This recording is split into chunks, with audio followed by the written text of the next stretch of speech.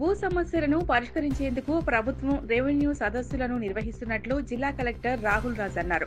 భూభారతి చట్టం అమలులో భాగంగా రెవెన్యూ సదస్సుల నిర్వహణకు పైలట్ ప్రాజెక్టు చిలిపిచేడ్ మండలం ఎంపికైన విషయం విదితమే. ఈ నేపథ్యంలో మంగళవారం చిలిపిచేడ్ మండలం బండపోతుగల్లో జరుగుతున్న రెవెన్యూ సదస్సుల నిర్వహణ తీరును ఆర్టీఓ మైపాల్ రెడ్డి తహసీల్దార్తో కలిసి కలెక్టర్ స్వయంగా పరిశీలించారు. అనంతరం ఆయన మాట్లాడారు. రాష్ట్ర వ్యాప్తంగా భూభారతి చట్టం అమలులో భాగంగా భూ సమస్యల పరిష్కారానికి రెవెన్యూ సదస్సులు నిర్వహిస్తున్నట్లు తెలిపారు. భూ సమస్యలు ఉన్నవారు రెవెన్యూ సదస్సులో పాల్గొని దరఖాస్తులు సమర్పించాలన్నారు. గతంలో ప్రజలు తహసీల్దార్, ఆర్టీఓ లేదా కలెక్టర్ కార్యాలయాలకు వెళ్లాల్సి వచ్చేదని, కానీ ఇప్పుడు అధికారులు స్వయంగా గ్రామాలకే వచ్చి ప్రజల సమస్యలను స్వీకరిస్తున్నారని చెప్పారు.